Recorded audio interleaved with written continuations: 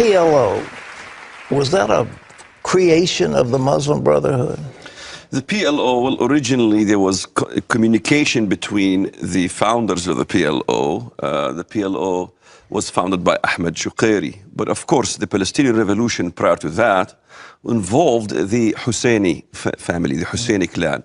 Abdul Qadir al-Husseini and also Hajj Amin al-Husseini, the notorious friend of Adolf Hitler. He was a guest in my grandfather's house, and he wanted to destroy the Jews all over the Middle East. He was also the founder of the two divisions of the Nazi war machine. Most Americans are not aware that the Nazi war machine composed 8 divisions, 2 of which were Islamic. The Khanzar division and the Albanian division wreaked havoc, burned thousands of churches, killed hundreds of thousands, and they began to spread Islamic fundamentalism to revive Islam. This is really one of the beginning births of the Muslim Brotherhood.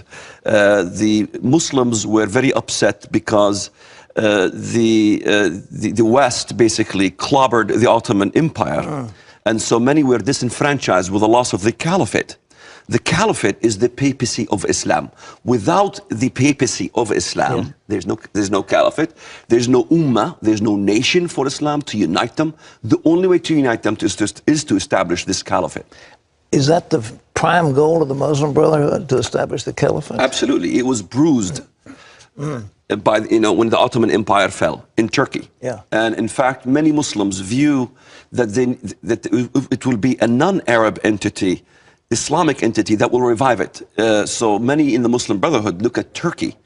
Turkey is generating a lot of prominence in the Middle East to lead this axis in the future. Of course, the AK party won the election in Turkey, led by Recep Tayyip Erdogan, which is an Islamist sleeper cell, if you will. So it's not only the Muslim Brotherhood that's the problem, it's also Turkey, which leads 80 million people, the second largest army in NATO, of course. Well, now, one of the intelligence analysts of the United States government said that the Muslim Brotherhood is essentially a secular organization. True or false? False, because that's what they say in English. The Muslim Brotherhood says that. You have to look at what they say in the Arabic. I don't read the English. As far as I'm concerned, anything that's said about the Muslim Brotherhood in the major media is just a bunch of hogwash. I looked at the Al-Quds newspaper the other day, and the supreme leader of the Muslim Brotherhood, he says that pretty soon America will pull out of Iraq, America will pull out of Afghanistan, they will take their military, and the West will not be able to face the rise of Islamic nations. Of course, the Muslim Brotherhood's logo is wa'iddu, prepare. Prepare for what? It comes from the Quran. وَأَعِدُّ لَهُمْ مَا اسْتَطَعْتُم مِّنْ عِدَّةٍ وَمِنْ رِبَاطِ الْخَيْلِ تُرْهِبُونَ أَعْدَاءَ اللَّهِ وَأَعْدَاءَكُمْ. Prepare for them of force to fight against Allah's enemy and your enemy, to terrorize them. To terrorize them? Absolutely. Preparing to terrorize. It's about terrorizing. It's about terrorism. What about Osama bin Laden? Is he in any way connected to the Brotherhood? Well, he was born from the Muslim Brotherhood. Let's face it, Zawahiri was in the Muslim Brotherhood. Islamic Jihad was born from the Muslim Brotherhood. Hamas was born from the Muslim Brotherhood.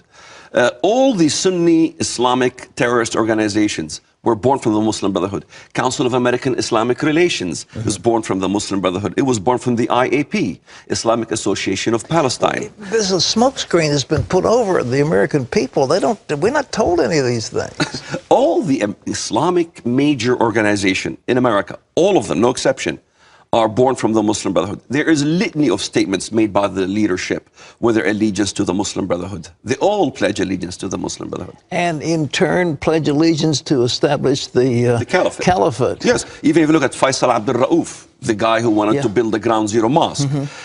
In the English, he says, well, we want dialogue, we want peace, interfaith dialogue. Yet you go to the regular newspaper in the Middle East, you look Al-Ghad newspaper in Jordan. What does he say? He says that Hamas and the Muslim Brotherhood, these are terror organizations, are basically the beacon of the sprouting of freedom and liberty. This is justice. So he really praises terrorism on the open in the Arabic. You can find the litany of statements. You can fill libraries on the Arabic information of what these people say in the Arabic language. But when they interview with Der Spiegel, like the deputy of the Muslim Brotherhood, he says, we want peace. You go to Sharqiya, an Arab news agency, and he says, Section 2 of the Egyptian constitution that calls for equality between Muslim and Christian. Who is Section 2? When 95% of the population of Egypt is Muslim. In other words, they're going to change the constitution. And if you look at the statistics, whether you look at the Pew statistics, whether you look at the Gallup poll, whether you look at Zugby, the majority of the Egyptians want Sharia law. 84% of Egyptians want the killing of anyone who changes their faith from Islam. That's me. Take 10% of Egyptians are Christian. That's 94%. So you could say the majority of Egyptians want the institution of Sharia law. Do you think that this, I mean, they've abolished the Constitution, the military is in charge. Do you think they're going to go for that now? I mean, the Egyptian people? Well, we have to look at the model in Turkey. Many people are talking about the Turkish model. Okay. It used to be that the generals in Turkey, the military apparatus, would suppress the Islamist party. They had the right to basically terminate the Islamist party. Well, through changing the policies and changing the constitution, they can't do it anymore. So once this happens, then they can control the military. So you're going to see an era of, still the same thing, a facade of peace, because the Muslim Brotherhood learned from the Khomeinists, it was bad news for them.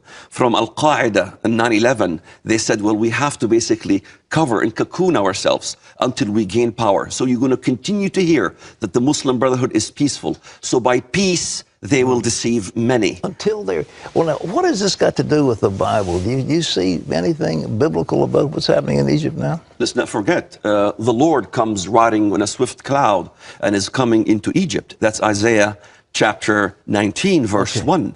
So when was the last time in the West?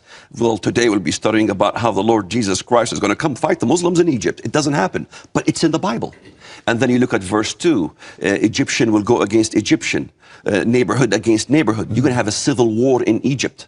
But Christ is coming to Egypt as well. Let's not forget in Daniel, even the Antichrist, it says Egypt and Libya and Kush, which is Sudan, will follow him in submission. So they will be following the Antichrist in submission. Egypt is all over the Bible. It is a huge issue. It is a cornerstone because it is the crystal ball in the Middle East. Whoever takes over Egypt controls the Middle East, controls the Suez Canal, controls the choking points for all the oil flow. America cannot have any more, supremacy in the oceans and all these things. So it's a major issue. What do you think is going to happen? What is your forecast for the next 4 or 5 years? Here's what's going to happen. All right. What's going to happen is a domino effect. You're going to see rebellions in Algeria, Tunisia, Morocco, Mauritania. Of course, we've seen Tunisia fall. And of course, Rashad al-Ghannouchi, Al-Nahda, Islamic Brotherhood, has gone back from London after being in exile. They're going to start all this Islamic revival there. We've seen the rise of a horn coming from Iran. The Shia horn. Yeah. Of course, they're waiting for the U.S. to pull out. They will control Iraq. They control already Syria through proxy because Syria is ruled by Alawite Shia government, the Assads. And then they have Lebanon, Hezbollah in Lebanon, right. And you have the horn stemming from Iran. Tip point of this horn is going to be at the head of Israel. What we see now is a domino effect in the Sunni sector. If you think the Shia was a problem, which constitutes 15% of the Muslim world, wait till you see 85% of the Muslim world. It would be led by Turkey. And this Sunni horn is going to rise, and it's going to be much bigger because Pakistan has 100 nukes already. Turkey is building its power. There's a contract even of F-35s by signed President Obama of 100 F-35s, the supreme jet fighter of the U.S. We will no longer have air supremacy in the region if this happens. And we're seeing a rise of the Sunni horn. And that's going to basically erupt in the future in a war on Israel. And it's all about Jerusalem. Do you think the Sunnis and the Shias are going to get together for that? I mean, they will make peace? Absolutely. Because currently you look at Turkey making deals with Iran, gas pipelines, with the CIS nations as well, which is the southern parts of Russia.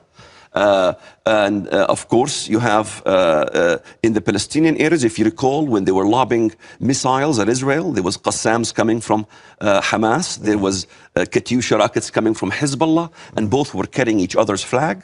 And of course, Iran supports both Hezbollah and Hamas. So you will see a temporary kind of get together, against Israel when it comes against Israel. Israel unites them. But what's going to be at stake also is Saudi Arabia. Saudi Arabia is going to be hit by Iran with a nuclear weapon.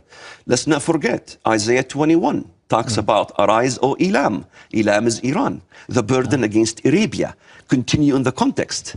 The burden against the desert of the sea, a desert surrounded by oceanic water. And we have Elam arising and destroying Arabia. So yes, Iran will have to have a nuke. Well, if the Saudi production goes down, the world oil will be in a total chaos. I mean, that'll set in motion a domino in terms of economics. Absolutely. But biblically, we know that the oil will burn. Isaiah 34, the burning of the pitch. It's absolutely in Isaiah 34 as Edom. And Ezekiel 25 tells us that God will stretch out his arm against Edom, make it desolate. From Teman to Dedan shall fall by the sword, and it will go up in smokes. Dedan is in Arabia, not just in Jordan. So it's the entire Jordan down to the Saudi peninsula by the Red Sea. And this is why in Jeremiah 49, 50, and 51, it says, I heard the noise of her destruction at the Red Sea. Dear me. How soon do you see this taking place? It's going to be a few years. The first era is going to be an era of false peace because it's going to masticize itself as a peaceful element in the promotion of peaceful Islam. Most Americans think it's the violent version of Islam. No, the peaceful version of Islam is what's dangerous because it's violent. Yes. It just covers itself with the facade of peace. And that's going to be more dangerous because that says that they can enter into the Trojan horse, and they already entered, into the government, into the system, into the school system. In 150 universities in this country, you have Muslim student associations, all apparatuses of the Muslim Brotherhood, and professors, everything. And funded by the Saudis, from what I understand. The Wahhabists, yes, absolutely. The Wahhabists and the Muslim Brotherhood work hand in hand. It was the Saudis that helped the Muslim Brotherhood when Nasser persecuted them. They grew in Saudi Arabia. And of course, the despots now are being exiled to Saudi Arabia. Mubarak's in Saudi Arabia. And Saudi Arabia is the second most hated nation in the Islamic world. Dear Lord. This book, God's War on Terror, Islam, Prophecy, and the Bible, is this available now? This is Absolutely. All right. Get them where books are sold, Amazon, etc. God's War on Terror. Our guest, fascinating stuff. You want to read it, you want to pray about it, and thank you so much for being with us. Thank you for having me. God bless you. God bless you.